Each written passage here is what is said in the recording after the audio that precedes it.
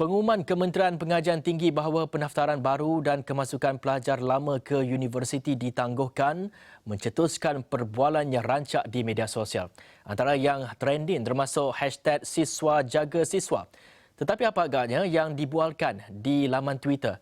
Berhubung perkara ini, kita tanya Hafizah Azaman yang bersedia di bilik berita dan beberapa tweet yang mahu dikongsikannya. Silakan, Fizi. Okey Hafizi, sejak daripada semalam sebenarnya trending beberapa hashtag yang telah pun dilancarkan oleh beberapa individu ataupun pihak dan sudah pastinya ia dilancarkan daripada kalangan pelajar-pelajar itu sendiri dan juga badan-badan pelajar yang berada di Malaysia ini untuk membantu pelajar yang terkandas akibat daripada pengumuman daripada Kementerian Pengajian Tinggi berkenaan dengan penangguhan sesi pendaftaran dan juga kemasukan kelas serta aktiviti-aktiviti yang melibatkan mereka di dalam kampus itu sendiri.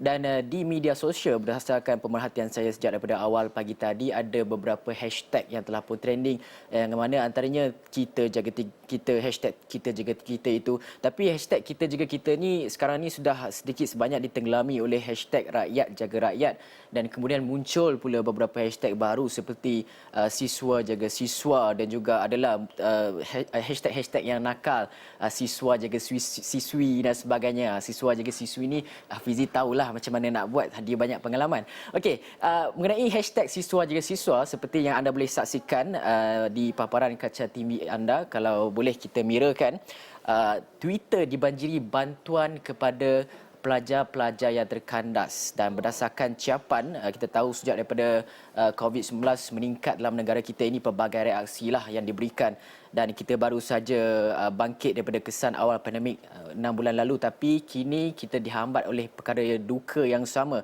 dan antara lain adalah dalam kalangan penuntut IPT yang terkandas di pusat pengajian masing-masing ekoran arahan penangguhan pendaftaran secara fizikal dan pengumuman itu dibuat oleh IPT semalam dan kita melihat kepada hashtag ini adalah antara bantuan-bantuan yang sempat Astro Awani senaraikan yang untuk memastikan bahawa pelajar tidak terkandas dan seperti anda dapat lihatkan individu bernama Ija Azlan ini kalau ada mana-mana student yang datang untuk daftar masuk kolej area Shah Alam KL tapi baru dapat tahu universiti kena tutup, balik kampung tak cukup duit ataupun rugi duit, boleh menumpang di rumah pelindungan kami, ada wifi, ada bantuan yang lain.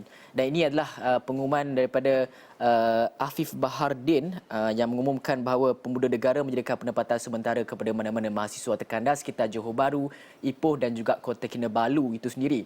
Dan begitu juga dengan Farhan Mokali yang menyatakan, guys, kalau ada mana-mana student IPT area KL, Bangi, Kajang, Putrajaya terkandas terdapat balik rumah, boleh Roger. Saya sediakan tempat tinggal sementara, nak tolong pick up pun tak ada hal. Kita bantu mana yang mampu. Siswa jaga siswa.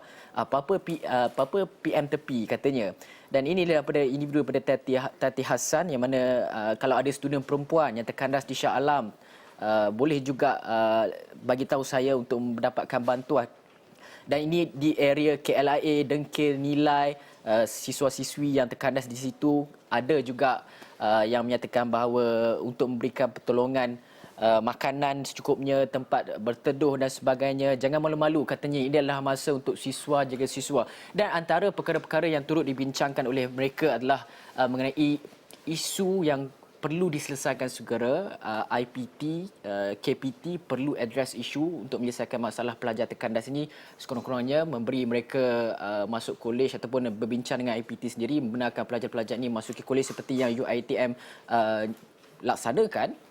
Dan dalam masa yang sama memastikan bahawa penerbangan mereka, tiket-tiket penerbangan, tiket-tiket bas dan sebagainya mungkin boleh berbincang, pihak KPT boleh berbincang untuk memastikan bahawa pelajar-pelajar juga dapat kembali wang mereka supaya tak rugi di situlah. Dan antara isu-isu yang lain juga perlu kita perhatikan dan juga perlu kita tekankan di sini adalah mengenai pelajar. Ada juga rungutan daripada pelajar yang sekarang ini mereka kata agak letih melalui pembelajaran secara dalam talian itu sendiri. Kerana kita perlu faham tidak semua rumah yang mempunyai persekitaran pembelajaran yang baik dan ditambah juga tidak semua keluarga yang orang kata mempunyai keluarga yang baik. Ada keluarga yang kita tahu mempunyai perpecahan dan sebagainya. dan ini mendorong kepada pelajar itu lebih selesa untuk belajar di universiti.